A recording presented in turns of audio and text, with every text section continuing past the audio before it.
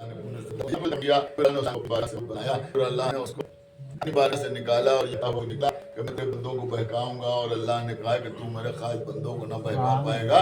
تو اس واقعے کو اللہ نے ایک بار ہی بیان کیا، بار بار بیان کیا۔ اب اس وقت میں آپ کو یہ نہیں بتا سکتا کتنی بار، لیکن کئی بار اللہ نے اس واقعے کو بیان کیا۔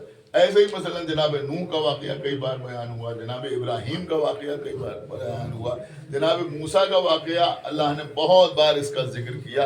تو چونکہ اللہ نے یہ سارے قصے قرآن مجید میں بیان کیے، لہذا جو مشرکین تھے، دیکھیے بہت توجہ کے ساتھ میں اس وقت جو گفتگو آپ سے کر رہا ہوں، تو جو مشرکین تھے وہ اکثر یہ بات کہتے تھے، یعنی رسول اللہ کے زمانے میں جو کفار تھے وہ قرآن پر اعتراض کرتے تھے، بار بار اعتراض کرتے تھے قرآن پر، تو وہ یہ کہتے تھے ما ھذا الا اساطیر الاولین۔ یہ جملہ بھی قرآن میں بار بار آتا ہے۔ جو لوگ تلاوت کرتے ہیں وہ میری بات کو اپنے ذہن میں رکھیں، جب آپ تلاوت کریں گے تو آپ کو یاد آئے گا کہ یہ بات میں نے پڑھی تھی، تو بار بار آتا ہے ما ھذا الا اساطیر الاولین۔ آپ کو معلوم ہے اس کا مطلب کیا ہوتا ہے؟ اس کا مطلب یہ ہوتا ہے کہ وہ قرآن پہ یہ کہہ کے اعتراض کرتے تھے کہ ارے یہ قرآن کیا ہے، یہ تو گزرے ہوئے زمانے کی داستانیں ہیں۔ ان کا اعتراض یہی ہوتا تھا کہ یہ قرآن کیا ہے، یہ تو گزرے ہوئے زمانے کی داستانیں ہیں۔ اس کا مطلب یہ ہوا کہ کفار کا یہ مزاج تھا کہ وہ قرآن پر یہ کہہ کے اعتراض کرتے تھے کہ ارے یہ ہے کیا، یہ تو وہی آدم کا قصہ، وہی نوح کا قصہ، وہی ابراہیم کا قصہ، وہی موسیٰ کا قصہ، وہی عیسیٰ کا قصہ، وہی یوسف کا واقعہ، تو یہ تو گزرے ہوئے زمانے کی داستانیں ہیں جو قرآن میں بیان کی جا رہی ہیں۔ تو اللہ نے جگہ جگہ پر ان کو جواب دیا ہے اس بات کا کہ یہ جو تم بار بار کہہ رہے ہو کہ یہ گزرے ہوئے زمانے کی داستانیں ہیں۔ تو ایک بات یہ بھی سمجھ میں آئی کہ یہ کفار اور مشرکین کا مزاج ہے کہ قرآن پر یہ کہہ کے اعتراض کرتے تھے کہ یہ ہے کیا، یہ تو گزرے ہوئے زمانے کی داستانیں ہیں۔ اب وہی مزاج منافقین میں بھی آیا کہ ہماری مجلسوں کو دیکھ کے کہنے لگے مجلسوں میں ہے کیا، وہی خیبر ہے، وہی خندق ہے، وہی بدر ہے۔ ایک صلوات پڑھیں اللہم صلی علی محمد وآل محمد وآجل واہ واہ واہ صلوات اور پڑھتے بنا اللہم صلی علی محمد وآل محمد۔ بہت کچھ قرآن مجید میں اللہ نے بیان کیا۔ اب بہت سی شخصیتوں کا تذکرہ اللہ نے کیا، جناب آدم کا ذکر کیا، جناب نوح کا ذکر کیا، جناب ابراہیم کا ذکر کیا، جناب موسیٰ کا ذکر کیا، جناب عیسیٰ کا ذکر کیا۔ تقریباً 24-25 انبیاء کا تذکرہ اللہ نے قرآن مجید میں نام لے کے کیا۔ بہت سے ایسے انبیاء کا تذکرہ اللہ نے کیا کہ تذکرہ تو نبی کا کیا لیکن نبی کا نام نہیں بتایا، بغیر نام لیے تذکرہ کیا۔ مثلا جب جالوت کا تذکرہ کیا تو اللہ نے جالوت کا تو نام لیا، طالوت کا نام بھی لیا، لیکن وہ لوگ جس نبی کے پاس گئے اور ان سے جا کے کہا کہ آپ کسی کو ہمارے بادشاہ مقرر کر دیں تاکہ ہم جالوت سے جنگ کریں، تو اب یہ بھی قرآن مجید کا مزاج ہے کہ اس نے یعنی اس نبی نے جس کو سلیکٹ کیا بادشاہت کے لیے، اس طالوت کا ذکر تو کیا لیکن اس نبی کا نام اللہ نے نہیں بتایا کہ اس نبی کا نام کیا تھا۔ ایک صلوات پڑھ دیں مثلا سورہ یاسین میں آپ پڑھتے ہیں کہ اللہ کہہ رہا ہے کہ ہم نے ایک قریے کی طرف رسولوں کو بھیجا، لیکن ان رسولوں کے نام اللہ نے نہیں بتائے۔ تو بہت سے نام بتائے، بہت سے نام نہیں بتائے۔ کچھ ایسے لوگوں کا تذکرہ بھی کیا کہ جو نبی نہیں تھے، جو رسول نہیں تھے۔ تو اللہ نے قرآن مجید میں بہرحال بہت سی شخصیتوں کا بھی تذکرہ کیا، صرف مردوں کا تذکرہ نہیں کیا، بہت سی خواتین کا تذکرہ بھی اللہ نے اپنی کتاب میں کیا۔ مثلا جناب حوا کا تذکرہ اللہ نے کیا، یعنی ہر طرح کی خواتین کا تذکرہ کیا، جو اچھی تھی ان کا بھی کیا اور جو اچھی نہیں تھی ان کا بھی کیا۔ ایک صلوات پڑھیں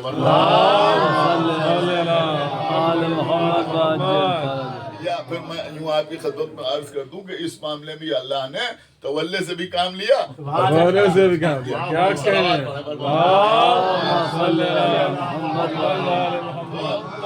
عورتوں کا بھی تذکرہ اللہ نے کیا، مثلا جناب نوح کی بیوی کا تذکرہ بھی اللہ نے کیا، اللہ نے جناب حاجرہ کا تذکرہ بھی کیا، جناب سارہ کا تذکرہ بھی کیا، جناب مریم کا تذکرہ بھی کیا۔ تو بہت سے ذکر جناب موسیٰ کی ماں کا تذکرہ کیا، یہ کہہ کے کہ ہم نے ان کے اوپر وحی نازل کی۔ جناب خدیجہ کا تذکرہ بھی کیا، بی بی زہرا کا تذکرہ بھی کیا۔ تو بہت سے تذکرے، بہت سی خواتین کا ذکر اللہ نے قرآن میں کیا۔ یہ جو یہاں چھوٹے چھوٹے بچے بیٹھے ہیں اور نوجوان بیٹھے ہیں، میں ان کے لیے عرض کر دوں، لیکن ایک بات یہ صرف اس لیے کہ آپ کو اس بات کی انفارمیشن رہے، آپ کے ذہن میں رہے، اس بات کی نالج رہے، میں عرض کر رہا ہوں کہ اللہ نے جتنی عورتوں کا تذکرہ قرآن مجید میں کیا کسی کا اللہ نے نام نہیں لیا. یہ جانتے ہیں آپ, کسی کا اللہ نے نام نہیں لیا. جناب حوا کا نام قرآن میں نہیں. نوح کی زوجہ آسیہ, آپ سے پوچھیں نوح کی زوجہ, آپ فوراً کہیں گے آسیہ, تو یہ تو صحیح ہے جناب آسیہ ہیں, لیکن ان کا بھی نام اللہ نے قرآن میں نہیں لیا. پورے قرآن میں بسم اللہ سے لے کر والناس تک اگر کسی بیوی کا نام آیا ہے تو وہ صرف جناب مریم. جناب مریم کے علاوہ اللہ نے قرآن میں کسی بھی عورت کا, کسی بھی خاتون کا اللہ نے نام نہیں لیا. حالانکہ پورا سورہ نساء نازل فرمایا. صلوات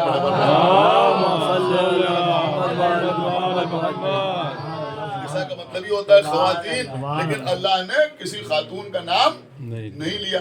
جب بھی کسی خاتون کا اللہ نے ذکر کیا, بہت توجہ کے ساتھ آپ سنیں, جب بھی اللہ نے کسی خاتون کا تذکرہ کیا تو اللہ نے کسی مرد کے حوالے سے تذکرہ کیا.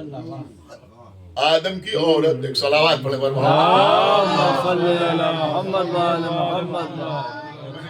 آدم کی عورت, بلکہ جناب آدم کی عورت یعنی جناب آدم کی زوجہ, یہ کہہ کے اللہ نے تذکرہ کیا. نوح کی زوجہ, یہ کہہ کے تذکرہ کیا. فرعون کی زوجہ, یہ کہہ کے اللہ نے تذکرہ کیا. یعنی وہ اچھی ہوں یا بری ہوں, کسی بھی خاتون کا ذکر کیا اللہ نے تو نام نہیں لیا سوائے جناب مریم کے لیے. جناب اسماعیل کی ماں, اور کر رہے ہیں جناب ابراہیم کی زوجہ, یا مثلا جناب مریم, اب مریم کے لیے اللہ نے استعمال کیا مریم بنت عمران, مریم جو عمران کی بیٹی تھی, ان کا بھی تذکرہ کیا تو باپ کے حوالے سے کیا, یا کہیں کہیں عیسیٰ کا تعارف مریم کے حوالے سے بھی کیا. لیکن میں آپ کی خدمت میں عرض کروں گا کہ زیادہ تر جو خواتین کا تذکرہ ہوا, یا اخت ہارون یعنی ہارون کی بہن, یا مثلا جناب موسیٰ کی بہن, یہ سارے تذکرے اللہ نے کیے. تو کہیں کسی خاتون کا تذکرہ اس کے بھائی کے وسیلے سے ہو رہا ہے, کسی کا اس کے باپ کے ذریعے سے ہو رہا ہے, کسی کا تعارف اس کے بیٹے کے ذریعے سے ہو رہا ہے. کچھ آپ غور کر رہے ہیں یا نہیں غور کر رہے ہیں؟ یہ اللہ کا مزاج ہے. اس میں ایک سے ایک باعظمت خواتین بھی ہیں, لیکن نام نہیں لیا جا رہا ہے. کسی کا تعارف باپ کے حوالے سے, کسی کا تعارف بھائی کے حوالے سے, کسی کا تعارف شوہر کے حوالے سے, کسی کا تعارف بیٹے کے حوالے سے, لیکن ایک ہماری شہزادی فاطمہ و ابوہا و بالہا و بنوہا.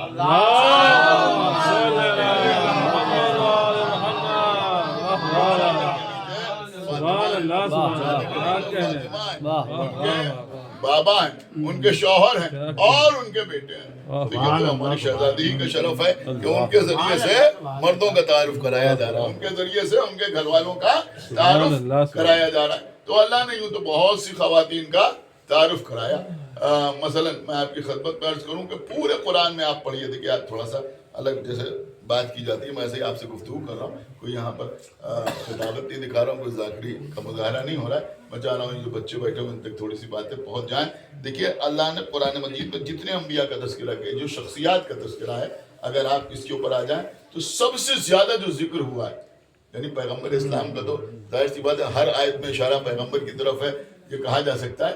لیکن سب سے زیادہ جو تذکرہ ہوا ہے پورے قرآن میں, وہ آدم ہو, نوح ہو, ابراہیم ہو, یحییٰ ہو, زکریا ہو, یوسف ہو, یعقوب ہو, طالوت ہو, کوئی بھی ہو, لیکن سب سے زیادہ ذکر ہوا ہے قرآن میں جناب موسیٰ کا.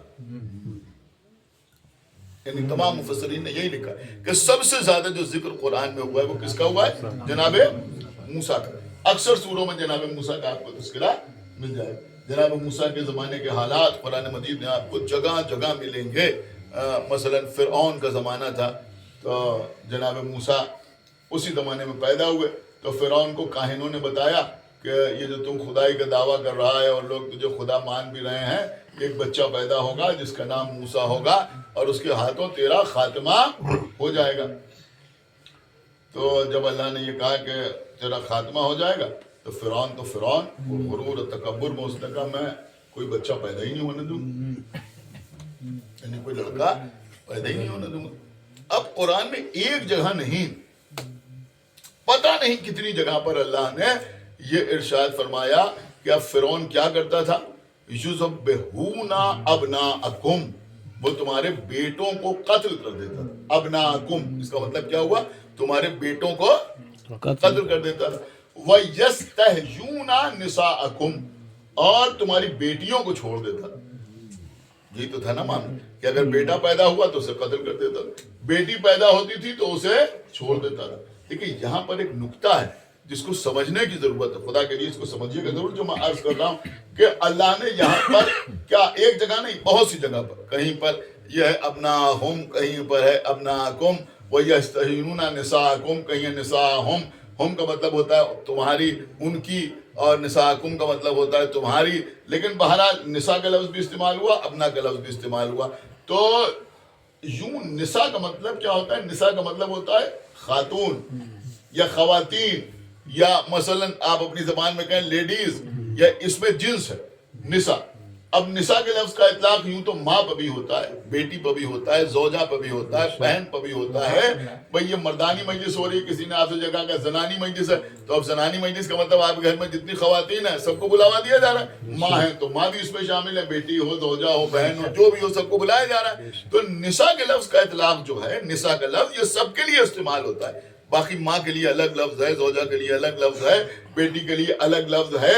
لیکن یہاں پر ایک خاص بات یہ ہے کہ اللہ نے قرآن کا, دیکھیں سنیں بہت بڑی بات میں عرض کر رہا ہوں, اللہ نے قرآن کا مزاج یہ بتایا کہ یوں تو نساء کے معنی اور جگہ میں نساء کا لفظ استعمال ہوا ہے, کسی کے لیے بھی استعمال ہو سکتا ہے نساء کا لفظ, زوجہ کے لیے بھی استعمال کیا ہے اللہ نے, ماں کے لیے بھی, سب کے لیے. لیکن اگر ابناکم کے بعد اللہ نے نساءکم کہا ہے تو یہاں پر نساءکم سے مراد ماں نہیں ہے. آپ سمجھ رہے نہیں سمجھ رہے؟ یہاں پر نساءکم سے مراد تمہاری مائیں نہیں ہیں, یہاں نساءکم سے مراد تمہاری ازواج نہیں ہیں, یہاں نساءکم سے مراد بہنیں نہیں ہیں, بلکہ یہاں نساءکم سے مراد ہیں بیٹیاں. آپ سمجھے؟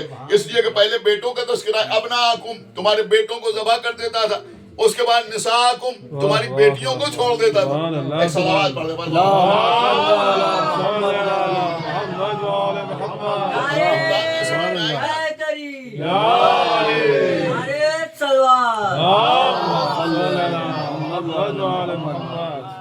تو اگر اللہ کہیں ابنا کے بعد یعنی بیٹوں کے تذکرے کے بعد نساء کا لفظ استعمال کرے تو پھر یہ ماننا پڑے گا کہ یہاں نساء سے مراد بیٹیاں ہیں. بے شک.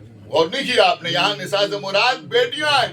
اب ایک مشہور آیت میں آپ کو سناؤں جس کا ترجمہ لوگ الگ انداز سے کرتے ہیں, میں دوسری طرح سے آپ کی خدمت میں عرض کر رہا ہوں کہ مباہلے کے میدان میں جب نصارہ نجران سے بحث ہوتی رہی تو آخر میں اللہ نے کیا کہا, فقل تعالو, ان سے کہہ دو, فقل تعالو, ان سے کہہ دو, فقل تعالو, نہ دو, ندا دو, کس کو, ابنانا و ابناکم, ان سے کہہ دو کہ ندا دو تم اپنے بیٹوں کو, ہم اپنے بیٹوں کو, وَالنِّسَانَا وَالنِّسَاءَكُمْ. اب آپ مجھے بتائیں کہ یہاں پر جو نساء کا لفظ استعمال ہو رہا ہے اس کے معنی کیا ہے؟ کیا کہنے, کیا عام طور پہ آپ سنتے یہی ہے کہ اللہ نے کہا کہ ان سے کہہ دو تم اپنے بیٹوں کو لاؤ, ہم اپنے بیٹوں کو لائے, تم اپنی عورتوں کو لاؤ, ہم اپنی عورتوں کو لائے.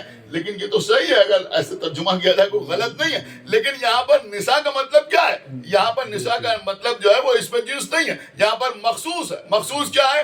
اس لیے کہ ابنا کے بعد استعمال ہو رہا ہے, اور قرآن کا مزاج یہ ہے کہ اگر ابنا کے بعد نساء کا لفظ آئے تو اس کے معنی ماں نہیں ہوتے, اس کے معنی زوجہ نہیں ہوتے, اس کے معنی ہوتے بیٹی. اور ترجمہ کیا ہوگا, ابنانا و ابناکم, ان سے کہہ دو کہ تم اپنے بیٹوں کو لاؤ, ہم اپنے بیٹوں کو لائیں, نسانا و نساکم, تم اپنی بیٹیوں کو لاؤ, ہم اپنی بیٹیوں کو لائیں. صلوات بر محمد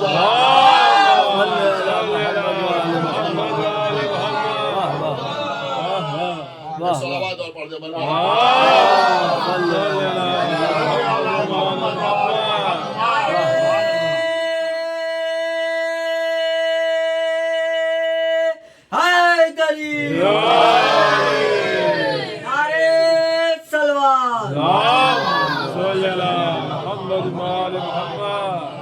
اب پیغمبر بیٹیوں میں کسے لے کے آئے؟ اب ساری دنیا جانتی ہے کہ سوائے بی بی زہرا کے پیغمبر کسی اور کو لے کے نہیں آئے. اب جب پیغمبر کسی کو لے کے نہیں آئے تو کیا یہ بات ثابت نہیں ہوتی کہ اگر پیغمبر کی اور بیٹیاں ہوتی,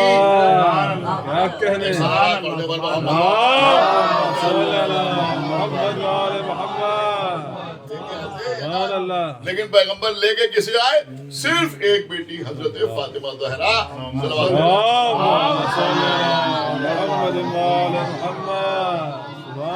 دیکھیے اب بہت سے رخ پیدا ہو گئے، لیکن میں آپ کی خدمت میں یہ عرض کروں کہ جو بھی بات کہی جائے تو اپنی حد پر یہ کوشش کی جائے کہ یہ سوشل میڈیا کا زمانہ ہے اور لوگ ہر طرح سے کوئی نہ کوئی ثبوت اور کوئی نہ کوئی پروف آپ کے سامنے پیش کرتے ہیں، تو بچے کہیں لاجواب نہ ہو۔ یہ نکتہ تو اچھا ہے، آپ نے واہ واہ کر لیا، آپ نے داد دے دی، لیکن اس میں لوگ آپ کو ایک جواب دے سکتے ہیں، اور وہ جواب یہ ہے کہ صاحب تھیں تو رسول کی 4 بیٹیاں، لیکن مباہلے کے میدان میں کوئی اور باحیات نہیں تھی۔ یہ جواب ادھر سے آتا ہے کہ کوئی اور بیٹی باحیات نہیں تھی، تو جب باحیات نہیں تھی تو رسول لے کے کسے آتے ہیں، اس لیے کوئی اور بیٹی موجود ہی نہیں تھی۔ لیکن میں آپ کی خدمت میں عرض کروں کہ جو بیٹیاں رسول سے منسوب کی جاتی ہیں، جن کے لیے لوگ کہتے ہیں کہ یہ رسول کی بیٹیاں تھیں، سب سے پہلی بات تو میں یہ اس مجمع کو بتا دوں کہ وہ جو نام ہیں جن بیٹیوں کے، تو ہمارے اور دوسروں کے درمیان اختلاف صرف یہ ہے کہ وہ انہیں رسول کی صلبی بیٹیاں کہتے ہیں، یعنی رسول کی اپنی بیٹیاں کہتے ہیں۔ ہم انہیں رسول کی صلبی بیٹیاں نہیں کہتے، لیکن انہیں محترم ہم بھی سمجھتے ہیں، سمجھ رہا؟ یعنی ہماری کتابوں میں ان کے لیے زیارات وغیرہ میں فقرے بھی موجود ہیں، اس سے کوئی انکار نہیں، اس لیے کہ وہ جناب خدیجہ کی بہن حالہ کی بیٹیاں تھیں، یعنی ہمارا جو آرگومنٹ ہے وہ یہی، وہ جناب خدیجہ کی بہن حالہ کی بیٹیاں تھیں۔ اب جب جناب حالہ اس دنیا سے گزر چکی تھی تو جناب خدیجہ کے زیر پرورش تھی، یعنی خالہ ان کو پال رہی تھی۔ اب جب جناب خدیجہ کی شادی پیغمبر کے ساتھ ہوئی تو وہ ان کی بھانجیاں جو تھیں وہ ان کے ساتھ پیغمبر کے گھر آئیں، پیغمبر نے انہیں پالا۔ اب جب پیغمبر نے پالا تو ایسے ہی پالا جیسے کوئی بیٹیوں کو پالتا ہے، ظاہر سی بات ہے۔ تو اب لوگ جان بوجھ کے بی بی سیدہ کی عظمت کو کم کرنے کے لیے ان کو بیٹیاں کہنے لگے، لیکن اس کے بہت سے جوابات ہمارے علماء نے دیے۔ اب وہ بیٹیاں کون تھی؟ کہ سب سے بڑی بیٹی جو تھی ان کا نام تھا زینب، اس کے بعد تھی کلثوم، اس کے بعد تھی رقیہ، یہ بیٹیاں تھیں رسول اللہ کی۔ اب وہ کہتے ہیں کہ جناب رقیہ جو تھی وہ جس سال بدر کی لڑائی ہوئی یعنی 2 ہجری میں اس میں دنیا سے گزر گئی۔ ایک اور بیٹی تھی وہ 4 ہجری میں مر گئی، اور یہ جو زینب تھی یہ 4 ہجری میں مر گئی، اور جو کلثوم تھی وہ زندہ رہیں، اور کچھ کہتے ہیں کہ وہ فتح مکہ کے موقع پر ان کا انتقال ہو گیا، کچھ کہتے ہیں اس کے بعد ان کا انتقال ہو گیا، تو مباہلے کے میدان میں ان میں کوئی موجود نہیں تھی، یہ بات کہی جاتی ہے، حالانکہ اس کے جوابات بھی ہیں۔ لیکن میں ایک بات آپ کی خدمت میں عرض کروں گا کہ چلیے مباہلے کے میدان میں نہیں تھی، مباہلے کے میدان میں نہیں تھی، لیکن جب بعثت رسول ہوئی، یعنی جب رسول اللہ پر سب سے پہلی وحی نازل ہوئی تو اس وقت تو سب موجود تھی، آپ اور نہیں، اس وقت سب موجود تھی یا نہیں موجود تھی؟ اس لیے کہ سب کی وفات جو بتائی جا رہی ہے وہ ہجرت کے بعد بتائی جا رہی ہے، اور سب کی ولادت بعثت سے پہلے، تو بعثت کے وقت سب کی سب موجود تھی یا نہیں موجود تھی؟ کہ سب کی سب موجود تھی۔ اب سنیے بڑی قیمتی بات، انشاءاللہ آپ محسوس کریں گے تو یہ بھی مرحومہ کے لیے اصالہ ثواب ہوگا کہ یہ جو آپ دعوت ذوالعشیرہ سنتے ہیں یہ بعثت کے 3 سال کے بعد ہے۔ ہمارے یہاں دعوت ذوالعشیرہ کا پورا واقعہ بیان ہوتا ہے، ایک جملہ اس میں صحیح بخاری میں بھی دعوت ذوالعشیرہ کے سلسلے میں موجود، کیا موجود ہے؟ دعوت ذوالعشیرہ۔ دعوت ذوالعشیرہ کا مقصد کیا تھا؟ سورہ شعراء میں اس کا حکم موجود ہے، وَأَنذِرْ عَشِيرَتَكَ الْأَقْرَبِينَ، یعنی پیغمبر کو حکم ہوا کہ آپ اپنے اقربین کو ڈرائیں، اقربین کو ڈرائیں۔ ایک بات میں پہلے آپ کی خدمت میں عرض کر دوں کہ ہمارا نظریہ یہاں پر تھوڑا سا الگ ہے، لیکن آپ سنیں بات آپ کے مطلب کی ہے کہ اللہ نے حکم دیا کہ آپ اپنے اقربین کو، اقربین کا مطلب کیا ہوتا ہے؟ قریب ترین لوگوں کو۔ تو ایک بات تو دیکھیں یہ بھی سمجھ میں آ رہی ہے کہ تبلیغ کی پالیسی یہ بیان ہوئی کہ تبلیغ کا آغاز گھر سے ہو۔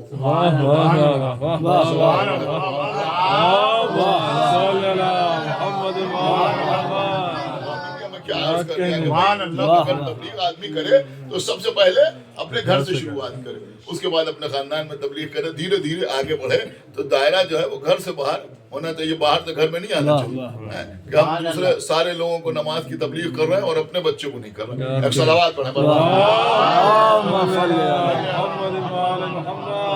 اس لیے کہ پہلا حکم ہی ہے یا وانذر عشیرتک الاقربین۔ تو اب وہ کہتے ہیں کہ پیغمبر اسلام نے اقربین کو آواز دی، کیا کہہ کے اقربین کو آواز دی؟ یہ صحیح بخاری ہے جو میں آپ کو سنا رہا ہوں۔ آپ سرچ کیجئے گا تو آپ کو مل جائے گا. تو کیا ہوا کہ پیغمبر اسلام نے پکارا, کیا کہہ کے پکارا؟ صحیح بخاری میں, صحیح مسلم میں تھوڑے تھوڑے فرق کے ساتھ یہ جملے موجود ہیں کہ پیغمبر نے پکارا کہ اے اولاد عبد المطلب, اے عبد المطلب کے بیٹوں, اے بنی عبد المطلب, اے عبد المطلب کے بیٹوں. پھر فرمایا اے ہاشم کے بیٹوں, بہت توجہ, اے ہاشم کے بیٹوں, اے عبد المطلب کے بیٹوں. پھر فرمایا اے میرے چچا عباس, بہت توجہ, اے میرے چچا عباس. پھر فرمایا اے میری پھوپھی صفیہ. اور اس کے بعد دکھتے ہیں کہ آخر میں پیغمبر نے فرمایا کہ اے میری بیٹی فاطمہ. سنیں آپ, اے میری بیٹی فاطمہ. صرف یہی کہا پیغمبر نے, اے میری بیٹی فاطمہ. اور اس کے بعد پیغمبر نے فرمایا کہ اگر تم ایمان نہیں لائے تو صرف میری وجہ سے تم جہنم سے نہیں بچ سکتے. یہ ساری باتیں الگ ہیں, لیکن جو پیغمبر نے مخاطب کیا تو فرمایا اے میری بیٹی فاطمہ. نہیں غور کر رہے ہیں؟ ارے چلیے مان لی آپ کی بات کہ مباہلے کے میدان میں کوئی اور بیٹی زندہ نہیں تھی, لیکن دعوت النشیرہ میں تو سب زندہ تھی. صلوات پڑھنے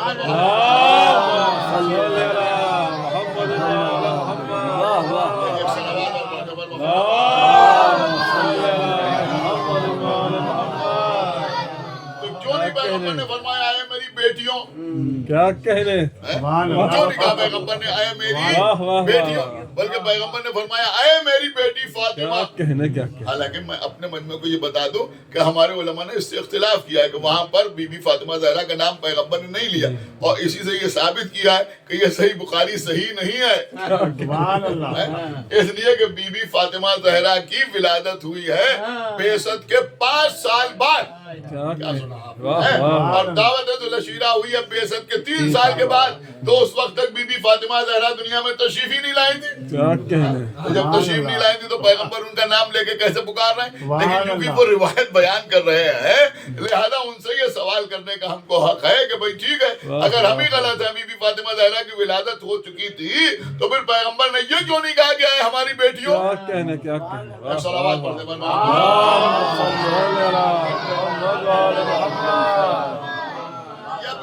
اس کے علاوہ بھی اور بہت سے مسائل ہیں. مثلا جب پیغمبر اسلام نے اعلان رسالت کر دیا تو اعلان رسالت کرنے کے بعد وہی لوگ کہ جو پیغمبر اسلام کو ابھی تک صادق کہتے تھے, پیغمبر کو امین کہتے تھے, اپنی امانتیں لا کے پیغمبر کے پاس رکھواتے تھے, پیغمبر سے فیصلے کراتے تھے, وہی لوگ پیغمبر کے مخالف ہو گئے اور پیغمبر کو اذیتیں دینے لگے. تمام واقعات ہمارے سامنے. ایک واقعہ تو ایسا ہے کہ جس کو اہل سنت کا کوئی عالم ایسا ہے نہیں جس نے نہ لکھا ہو کہ خانہ کعبہ کے قریب یعنی صحن حرم میں پیغمبر نماز پڑھ رہے تھے. اب جب پیغمبر سجدے میں گئے تو پھر ابو جہل کچھ لوگوں کے ساتھ آیا, اور آنے کے بعد اس نے, ابو جہل نے کچھ نازیبہ چیزیں, اوجڑی وغیرہ یہ وہ پیغمبر کی پشت پر رکھ دی, اور وہاں کھڑے ہوئے لوگ مذاق اڑانے لگے پیغمبر کا. پیغمبر سجدے کے عالم میں تھے. جب بی بی فاطمہ زہرا کو معلوم ہوا تو بی بی دوڑتی ہوئی آئیں اور اس ساری نامناسب چیزوں کو پیغمبر کی پشت سے ہٹایا, اور جتنے لوگ مذاق اڑا رہے تھے تو بی بی فاطمہ زہرا نے فرمایا کہ تم پر عنقریب عذاب الہی نازل ہوگا. آپ نے عنقریب عذاب الہی نازل ہوگا. اب اس کے بعد وہ لکھتے ہیں کہ کچھ ہی سال کے بعد جنگ بدر میں یہ سارے کے سارے لوگ مارے گئے. دیکھیے ایک بات تو یہ بھی سمجھ میں آئی کہ اگر بی بی زہرا کسی کو بد دعا دے دیں تو وہ ہو کے رہتا ہے.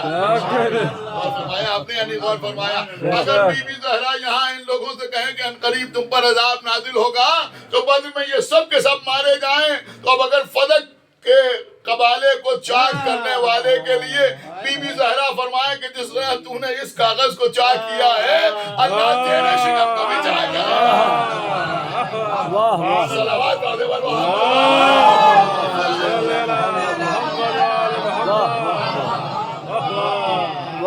صلوات اور پڑھتے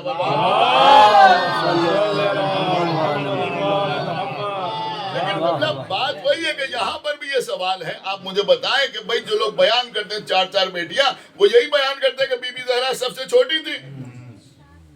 चौथे नंबर पर सबसे छोटी बीबी ज़हरा थी। अब आप मुझे बताएं कि जब पैगंबर इस्लाम की पुष्ट पर नाज़ेबा चीजें लाके रख दी गई और ये शोर हुआ तो सिर्फ बीबी ज़हरा ही निकल के आई, कोई और बेटी क्यों नहीं आई? क्या कहने? मसला अहम है या नहीं? आप मुझे बताएं कि बात अहम है या नहीं कि कोई और बेटी निकल के क्यों नहीं आई? किसी और बेटी का कहीं कोई तस्करा क्यों नहीं मिलता?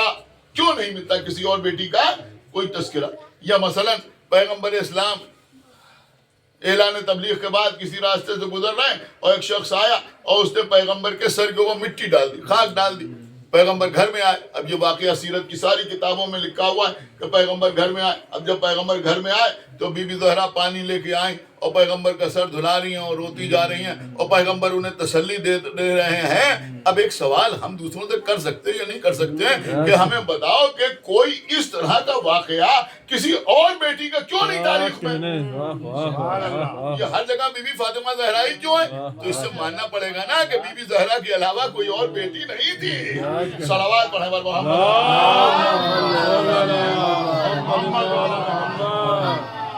अब वो जो और बेटियां पैगंबर की हैं उनकी शादी के तस्करे मिलते हैं। उन्होंने कहा अबू लास के साथ पैगंबर ने सबसे बड़ी बेटी की शादी की और उसके बाद जो बाकी दो बेटियां थी उनकी शादियां पैगंबर इस्लाम ने अबू लहब के बेटों के साथ कर दी। और उसके बाद जब सूरा नाजिल हुआ अबू लहब के खिलाफ तो उसके बेटों ने उन्हें तलाक दे दी और फिर ये बेटियां जो थी वो मदीने आई और फिर इन दोनों बेटियों की यके बाद दीगरे शादी जो थी वो उस्मान के साथ हो गई। पहले एक की शादी की, जब वो मर गई तो दूसरे की शादी कर दी, इसलिए उनको ज़ुन्नूरैन कहा जाता है। समझ रहे आप कि रसूल की दो दो बेटियां इनके घर आई, लिहाजा इनको ज़ुन्नूरैन कहा जाता है। मौलवी इस्माइल देवबंदी साहब कबला बड़ा खूबसूरत सा जुमला कहते थे बड़े भोले मुसलमान हैं, न मानने पे आए तो रसूल के गहरे नूर को न माने, मानने पे आए तो सहाबी के दोहरे दोहरे नूर को माने। सलावत पढ़ते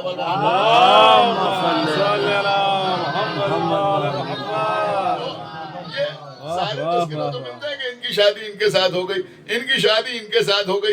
लेकिन जब कोई मामला आता है कि बेटी को जहेज कितना दिया जाए तो सिवाय बीबी फातिमा ज़हरा के किसी और का नाम नहीं। अब और नहीं कर रहा, मैं क्या अर्ज कर रहा हूँ। अगर खुतबा निकाह की बात आए तो सिर्फ बीबी फातिमा ज़हरा का खुतबा निकाह सामने आता है। अगर वलीमे की बात आए तो सिर्फ बीबी ज़हरा का वलीमा सामने आता है।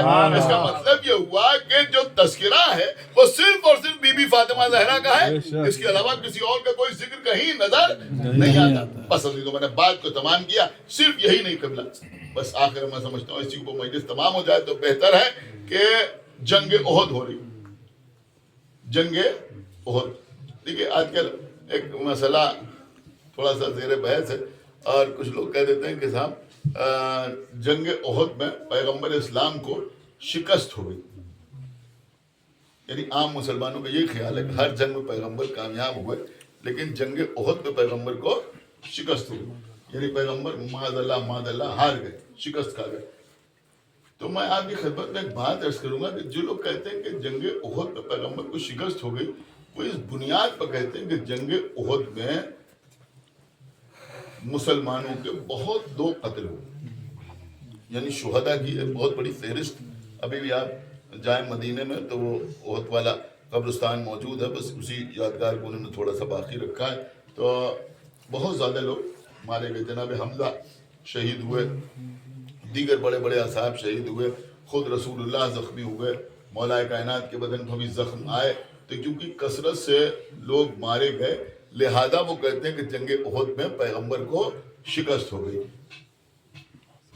मैं कोशिश करूंगा कि बात आपको समझा ले जाऊं और अगर आपने महसूस कर लिया तो इससे बड़ा कोई मरहुमा के लिए इसाले सवाब नहीं होगा कि भाई सारे मुसलमानों के फिरके ये कह सकते हैं क्योंकि बहुत ज्यादा लोग मारे गए लिहाजा जंगे ओहद में पैगंबर को शिकस्त हो गई। लेकिन करबला पर यकीन रखने वाले कभी से शिकस्त नहीं कहते।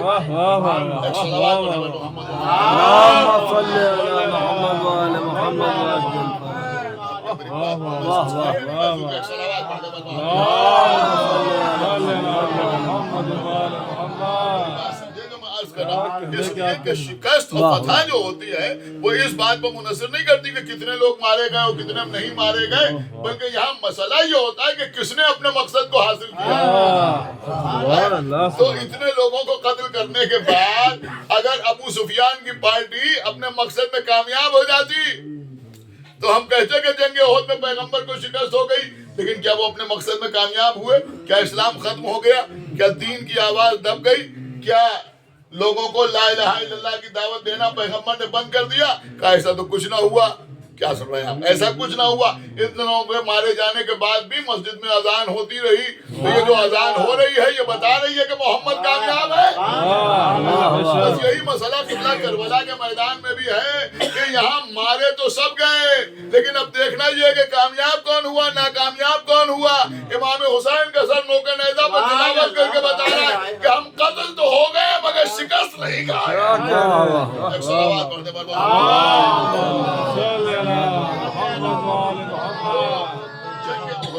چونکہ بہت لوگ مارے گئے اور سب سے بڑھ کے جناب حمزہ شہید ہوئے جو رسول اللہ کے چچا تھے، رسول اللہ کے چچا تھے۔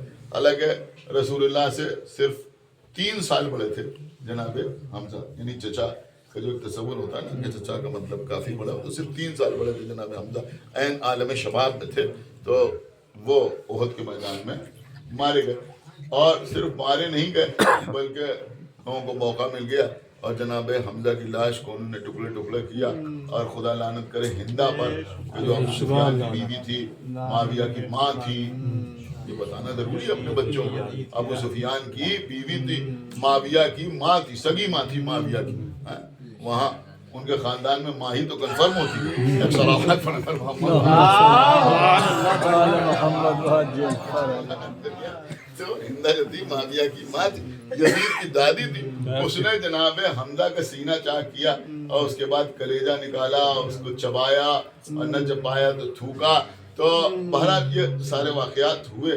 تو ایک سب سے بڑا واقعہ یہ ہوا کہ جب پیغمبر اسلام زخمی ہو گئے تو شیطان نے آواز بلند کر دی کہ قتل محمد، کہ محمد مارے گئے، قتل کر دیے گئے، ماتا محمد، محمد مر گئے۔ تو بہت سے لوگوں کو موقع مل گیا کہ اب جب محمد ہی مر گئے تو ہم بھاگے، تو وہ بھاگ لیے۔ اور بہرحال بہت سے اصحاب جو تھے وہ چونکہ جنگ جو تھی وہ مدینے کے باہر ہو رہی تھی تو وہ شہر کی طرف آئے، چیختے ہوئے آئے کہ ماتا محمد، ماتا محمد، محمد مر گئے، ماتا محمد، محمد مر گئے۔ اب دیکھیں یہاں پر بھی وہی نکتہ جو اتنی دیر سے میں آپ کی خدمت میں عرض کر رہا ہوں کہ جب یہ شور اٹھا کہ محمد مر گئے تو گھر سے صرف بی بی فاطمہ زہرا نکلی۔ کیا سنا؟ ایک بی بی کا اور بھی نام ہے لیکن وہ الگ ہے۔ جناب فاطمہ زہرا گھر سے باہر آئیں۔ اب یہاں پر بھی سوال یہی ہے کہ بھئی یہ تو احد کی بات ہے، چلیے بدر میں ایک رسول اللہ کی بیٹی مر گئی تھی لیکن 2 تو زندہ تھیں، تو لوگ بیان کرتے ہیں۔ تو اگر زندہ تھی واقعی رسول کی بیٹی تھی تو جیسے فاطمہ زہرا نکلی تھی ان میں سے کوئی کیوں نہ نکلی؟ لیکن صرف بے قرار ہو کے جو باہر آئی وہ بی بی فاطمہ زہرا آئی۔ اس کا مطلب یہ ہوا کہ بی بی اکلوتی بیٹی تھی رسول اللہ کی۔ اب بی بی فاطمہ زہرا کے ساتھ ایک بی بی کا اور تذکرہ ہے، وہ کون ہے؟ وہ ہے جناب صفیہ۔ یہ رسول اللہ کی سگی پھوپھی تھی، جناب عبد المطلب کی بیٹی تھی صفیہ۔ یہ بھی بی بی فاطمہ زہرا کے ساتھ ساتھ باہر آئیں، اس لیے کہ ان کو معلوم ہوا کہ محمد بن، اور یہ بھی معلوم ہوا کہ جناب حمزہ شہید ہو گئے۔ تو جناب حمزہ کی یہ کون ہوئی؟ بہن، سگی بہن۔ تو یہ بھی باہر آئیں۔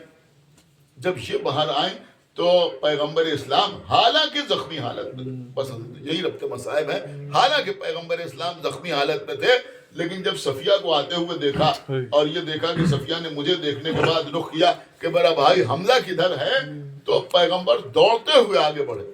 روایت میں ملتا ہے کہ دوڑتے ہوئے آگے بڑھے، اور چونکہ جانتے تھے کہ حمزہ کو بے دردی کے ساتھ شہید کیا گیا ہے اور ان کے ہاتھ پیر قطع کر دیے گئے ہیں اور ان کا کلیجہ ہندا نے چبایا ہے اور وہ بھی وہیں پر پڑا ہوا ہے، اور لاش کی بڑی بے حرمتی کی گئی ہے، مسلح کیا گیا ہے، یعنی لاش میں ٹکڑے ٹکڑے کیا گیا ہے، تو پیغمبر نے آگے بڑھ کے اپنے دوست سے ردا اتار کر حمزہ کے جسم پر ڈال دی۔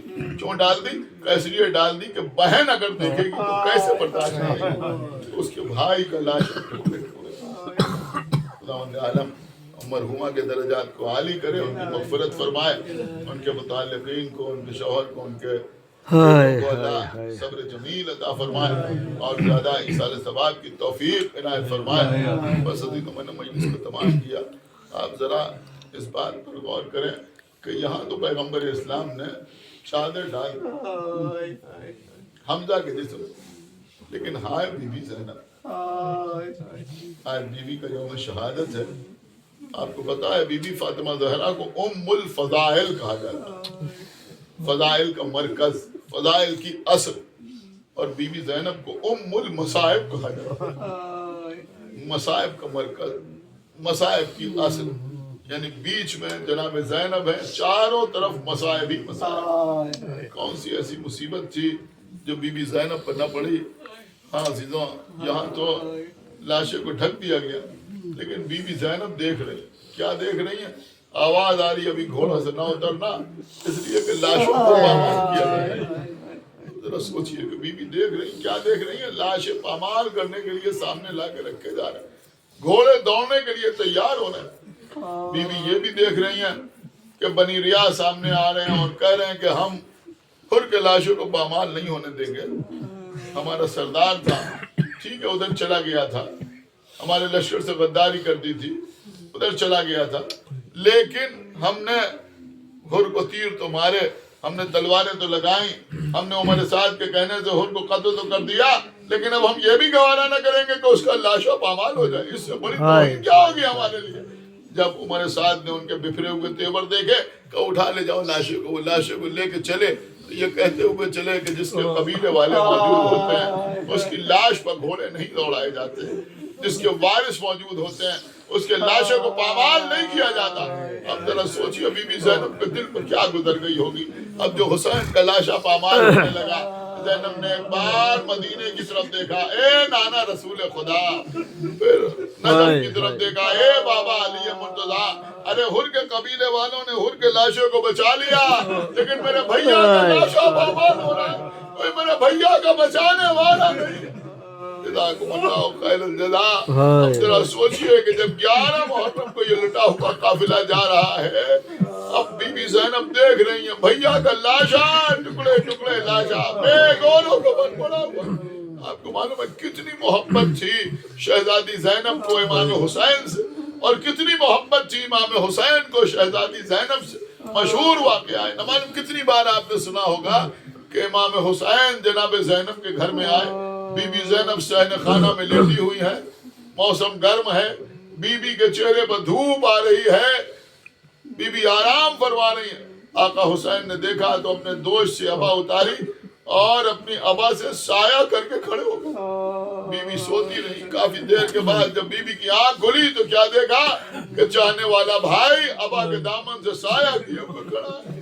کہ بھیا آپ نے مجھے جگا دیا ہوگا، آپ کے چہرے پر دھوپ آ گئی، آپ اتنی دیر سے کھڑے ہیں. آپ بہن زینب، میں نے اس بات کو مناسب نہ سمجھا کہ آپ کے آرام میں خلل پڑے.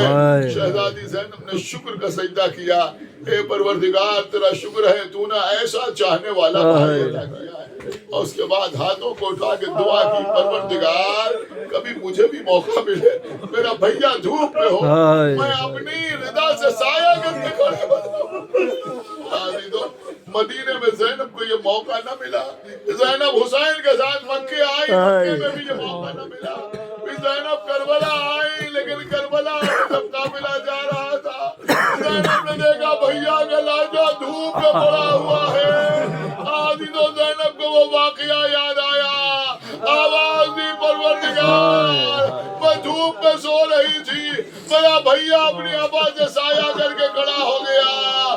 آج میرے بھیا کا لاشا دھوپ میں پڑا ہوا ہے، لیکن وہ زینب کیا کرے جس کے سر سے چادر چھین